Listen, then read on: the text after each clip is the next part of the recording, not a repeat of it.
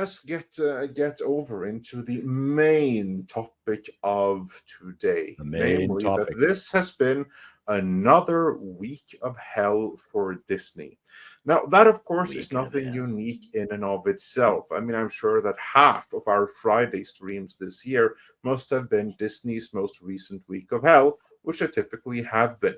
But this week of hell is different, because this is the week of hell where the media turned on Bob Iger.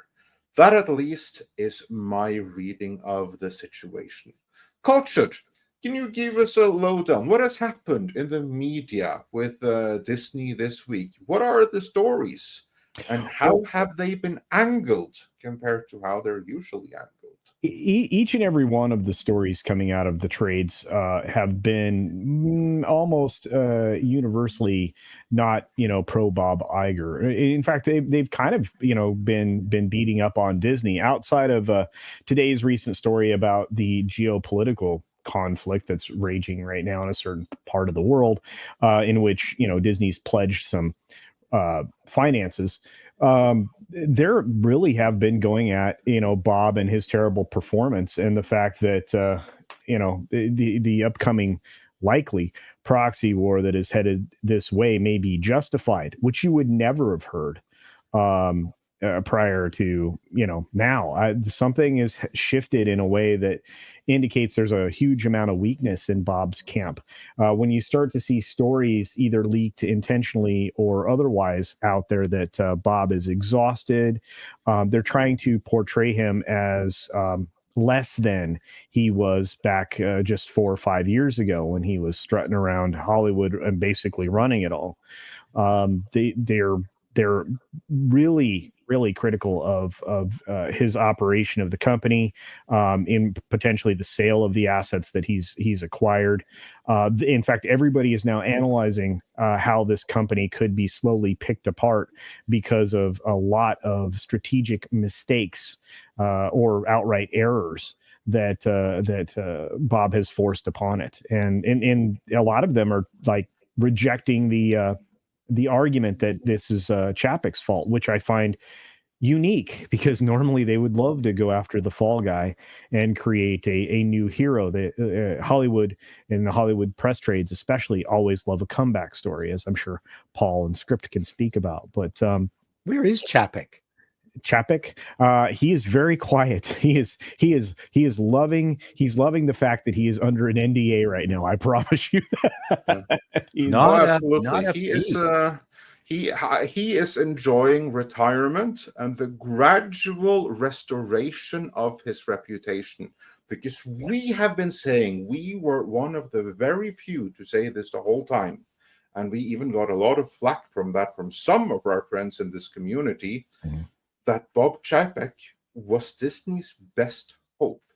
By pure accident, they there found maybe the one man capable of bringing Disney back to what it was. That was Chapek. That's what he was doing. We were defending what he was doing the entirety of the time when he was there, when he was being slaughtered in the media for Iger's mistakes and for Iger setups. Really, the only thing that he did was not play 4D chess good enough. Iger had him outplayed. That was really his one mistake. He had too much goodwill towards Iger. That was it. If Chapek had stayed with Disney, Disney would right now be in a very different place than it is. Instead, you have Iger now trying to force upon Disney, probably with some help from Nelson Peltz, what Chapek was doing the whole time. But Iger can't do it, because it was his mindset that brought Disney to this problem, and more are seeing that. It reminds me of Humpty Dumpty, who sat on a wall. Have you ever considered what that is a parable of? Humpty Dumpty sat on a wall and he had a big fall. It's from politics. It is some kind of politician or a star who everyone loves and who seemingly can make no mistake. But then something happens and Humpty Dumpty makes a mistake, and then he breaks, and all the king's horses and all the king's men cannot put Humpty back together again. That is Bob Iger. The industry loved him. He was greeted as a saint. He could do absolutely no wrong. But now he's had a fall. It has been exposed, what we saw all along, that the emperor has no clothes. It is now plain for everyone to see. And his image as the superstar can never be rebuilt. He is now ruined. He is broken. That is what has happened, and that's what the media sees right now. This is the live action version of Humpty Dumpty being played out before our eyes. Paul, you look like you have thoughts. Wow, my, you know what? You had never thought of that, but that is actually what it is about. I didn't know about the Humpty Dumpty, but I'm just thinking, I've seen the pressure cooker. In the end, everybody involved is a human being. Plus, there's only 24 hours in a day. And the number of balls that he is juggling right now, because you have to remember, a CEO, when things are running well, they're not really doing much. If you're not aware of that already, they do a lot of functionary work, board meetings, getting ready for board meetings, getting the financial, information ready for board meetings. This kind of extreme hands-on, where he's probably looking at scripts and seeing rushes and also trying to manage the board and all this stuff. This is an insane amount of pressure. Just unbelievable. I'm not entirely certain how the man sleeps. Well, apparently he doesn't, because that was one of the stories that came out this week that never would have come out otherwise. That he is tired, he is despaired, and he openly questions to his colleagues, why did I ever come back? Yeah, and you know what? He never should have come back. He should have stayed You're away. right. And because if you think about this business, that if things are going bad right now, anything that you can do to turn it around isn't really going to kick in until 3 to 5 years later, because you've got to put into place non-woke movies, better management and use of the properties that you've got. They are a product making company. So you've really got to stay the course until the new efforts start hitting the screen or the TV tube and start turning around your reputation and your pocketbook. That is just a shit ton of pressure. Well, the thing is that the very same efforts you're describing to recover are exactly what he's reaping right now, because he set the framework and all of these projects in place that he's currently suffering from. So, correct. Yeah. It's and all the other studios started changing their tune around 3 years ago. Yes. And we're seeing it now. Yep. Yeah, that's part of the issue, is that you've got to pull together money that you don't have. Yes. A will that seems to have left an awful lot of creative people. And you've got creative people who have been told that, no, we're going to get out of the intersectional game, but that's the only people you have left. And are they going to be happy being told, no more, whatever intersectional bullshit in this stuff? They're going to freak out. They want to stay the course, but now they're being told. I mean, I would imagine that someone in there is going to be reading them the riot act, saying, we're going to give you one chance to fix this, and if you choose not to, leave. Yeah, I maybe they're giving them that ultimatum, but what do they have left is the problem. I mean, they're not there. I mean, Disney's not going out looking for somebody like Script Doctor yet. That's what they should be doing. Sorry, I did not mean to interrupt. No, I just it was specifically to Paul's point about you got one chance. I think that conversation already happened. I think that was what happened when Nelson Peltz backed up the last time. I think that was him saying, you have one chance. I'll give you until so far to turn this around. And it was the previous the previous conversation was the one chance, right? Now these out of chances. The chance has already been. And that would explain Daredevil, right? That particular perspective, I think. Absolutely. The chance has already been, and it's been blown. I think it also explains the fact that they're going to take a third swing at Agatha. My God, I'm waiting for that. and they're rewriting Wonder Man. And there's more stuff that's being done in the background because entire films are being, redone and script. You can probably speak to more to what you've heard that's going on inside of Disney's writing, right? Well, not really, because nobody knows what's going on over at Disney right now. That's just the thing. We've already covered that. Yes, they have scrapped the writers of the original Daredevil, keeping them on only as executive producers. So that's basically an in-name only function. We are aware that they're probably going to have to. If Disney is most likely going to stick with the mini room model, the mini room model has changed now with the new WGA MBA, which means that the showrunner has to hire a minimum of 6 writers to address the 18 episode order that Disney has blocked out for this show. And it's up to the showrunner to pick the writers that they want. So the question is, which showrunner do they get? Is the showrunner going to be one that is going to try and make it the best show they possibly can? Or are they going to be someone that is part of the ideologue of the writing community to toe the line of what Disney's brand has been and just revamp the show to fit that in a far more successful way? That remains to be seen. So until they pick someone or announce someone that is going to be taking the reins, we're not going to actually know for sure what direction Disney is going to go. Are they going to go in the direction of, hey, we're actually trying to get out of this and make entertaining product, stuff that you'll want to rewatch again and again? Or are they going to say, well, we just doubled down now. We've hired this person who has this background, what have you, and we're taking Daredevil into this more driven stuff. And that we have to wait and see on that front. But either way, it's not good for Disney. It hasn't been good for Disney for quite a long time. And I think these mistakes are just the universe trying to course correct Disney into knocking it down to the type of minimal studio that it had been for decades prior to Iger's tenure.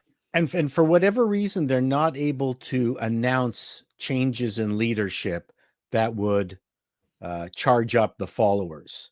They can't, for whatever reason, they can't do what Warner Brothers did with Gunn. Now, notwithstanding what everyone thinks about Gunn and the problems with resurrecting superheroes, it at least was an idea and an individual, and now we really are just waiting, right? But Yep. it put a picture into everybody's head, and we could see that, okay, this is leadership. Nobody trusts any of the leadership at Disney right now. They don't trust Feige at Marvel. They don't trust KK at Lucasfilm. And if they came back, and I'm just throwing this out, I mean, we've been talking about this before. If they said, oh, damn, the guy who did Favreau? No, like if they said Favreau, yes, is taking over everything, but then at least would have some kind of positive momentum. Yeah. You know what? Like, there's 2 things that can be done. One, for Marvel, like the one name that they couldn't bring out there is say, you know what? We went and we recruited James Gunn back again. That would create some excitement. But beyond that, I think that the one Terry Matalas. What if they suddenly announced that Terry Matalas is going to take over? If they kick out Kevin Feige, I think that would be positive, but it's not going to be like a massive thing because not enough people saw Star Trek Picard. Then people are going to have to learn what Terry Matalas means, like the investment world and stuff like that. They have no idea who Terry Matalas is. But if they were to do that, if they were to say, this guy, he is now our new Kevin Feige, for those that have seen Star Trek Picard season 3, not Discovery, but Picard season 3, they would be like, yes, here we go. But only them. He's not famous enough. It would be the same kind of response that if you were to hire some random dude that you have never heard about, Paul. It would be the same kind of public response to that. But so I think there's one thing. Picking Cher then. I'll go with Cher. One thing I think is going to actually create excitement and the share price to rise for real. And that is if Nelson Peltz does whatever he needs to do, and then he makes press release saying, Bob Iger is now out. I am the new CEO of Disney. That is one thing I think is going to turn things around. The markets are going to respond instantly, because note what happened to the Disney share price when Nelson Peltz came back into the fray this time. It was like the last time when he was laughed out of the house or something. No, he was taken seriously by the trade, and the share price increased. Oh, he would. Disney has now been so mismanaged, and the Trian Fund Group has done so well with their other stuff, that I think that is something the markets would react to positively.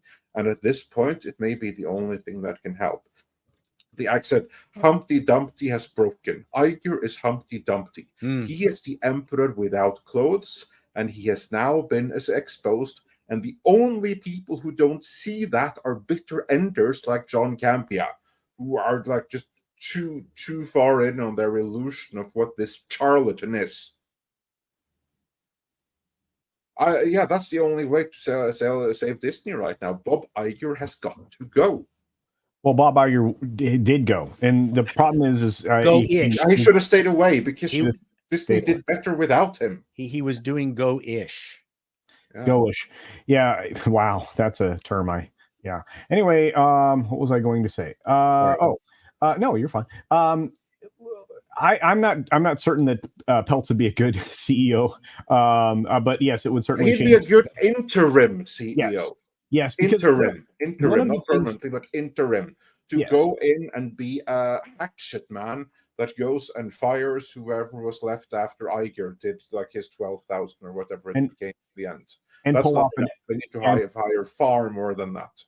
Yes, and pull off an actual Jason Kilar, which is what he was hired to do at Warner Brothers and never got to do. So you need to pull up a freaking Voorhees with reference to Tom's background widow there. It needs to be a proper Friday the 13th at Disney with blood flowing around the Magic Castle afterwards. No, I think the moat should be red by the time we're done inside of Disney. There's no doubt about it. Yeah. But to cater to the vigilante that's also on screen, that courtesy of Tom, I would say that I would say that Peltz just needs to get revenge for what he was promised by Iger the last time he showed up with a stack full of, stock in his hand, saying, you need to change your ways and have a succession plan. The succession plan that Peltz did not want was having, Bob be the succession plan, because that's what happened. And like I said, Bob has so much hubris that he has to be displaced. I have a feeling that that's the only way Disney can recover. We've covered that many times. But I have a feeling that if Peltz does get the 2 or 3, probably 3 board seats that he's aiming for, it will be just the beginning of the end of the Iger era. And I have a feeling that ousting Iger is still beyond the pale for most of the people that are on that board, because they were handpicked by Iger to be there, courtesy of his friends and the big hedge funds and investment management teams that are the majority stockholders, the institutional investor. So all I have to say is that when I saw Iger on the Apple stage talking up all the new software that Disney is going to provide for Apple's as yet unreleased 3D headset, I'm so sad if that all disappears. I'll be so unhappy. Much as with most Disney things, it's largely vaporware these days. So Disney's promised an awful lot of. Look at their recent theme park remodels and what they promise and what they deliver. It's oftentimes a lot of pomp and no actual circumstance. That and actually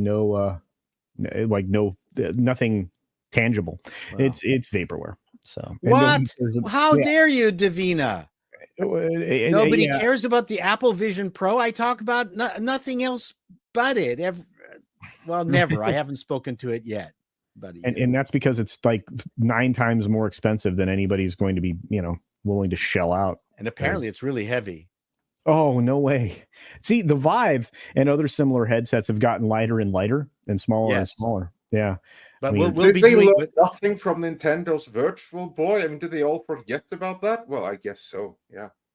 Yeah. Nintendo. Yeah. Well, I believe we have said pretty much everything there is to say about this week for Disney so far. Any final words on the media turning against Bob Iger? Script? All I can say is that it's about time. I mean, one of the whole idea of a news organization is to hold people to account, and they haven't been doing that for a long time. And it's nice to see that they're doing it in this way. It's also quite entertaining, the fact that at the same time that they're going after Iger, they're also kowtowing to Iger and all of his cohorts when it comes to negotiations of the union's contracts as well. And it's fun to see them kind of tear themselves apart over that. Yeah, indeed. Tom, any final thoughts on Iger, or do you have any more Batman toys to put in their proper permanent place? No, I mean, we've pretty much talked about it plenty of times over. It's kind of funny finally seeing that the media is caught up with us a little bit. I mean, of course, let's be real. Most of the reason this turn on Iger has been happening, as we pointed out before, has more to do with the strikes and fair weather friends and all that kind of business. As we've said that, And the share price. Let's not yeah, forget exactly, about and that. and that kind of thing. Yeah, so it'll be interesting to see what Peltz pulls off with all this drama. Yeah, no, indeed. Like, we have been saying this for a long time, so you just have to go back to our Disney playlist. Some people have called us obsessive, but no, we've just been able to see what should have been plainly obvious to everyone. Bob Iger stayed too long the first time, and he should never, ever have come back. There was a time and a place for his policies, and they ended around 2012. That's when he needed to retire and let someone with different strategies take over. I mean, CEOs generally have a short lifespan, and there's a reason for that. That is because the markets are constantly changing, and a company's, or certainly a corporation strategy, has to be a revolving target, constantly adapting to circumstances. It has to adapt more than any individual CEO possibly can adapt. So just because Iger happened to be the right man from, say, 2005 till 2010 doesn't mean that he was the right man much longer than that. And he certainly wasn't the man in the last 5-6 years, when all he's been doing is destroying what he once built. This clip was taken from Midnight's Edge in the Morning, which streams live every Monday, Wednesday and Friday at 9 AM Pacific Time on the Midnight's Edge main channel. There you can send in your live questions and comments before clips and full stream replays are uploaded to Midnight's Edge live archives. We are also on Twitter, Rumble, Odyssey and Facebook, so smash that like, help share, subscribe and join us.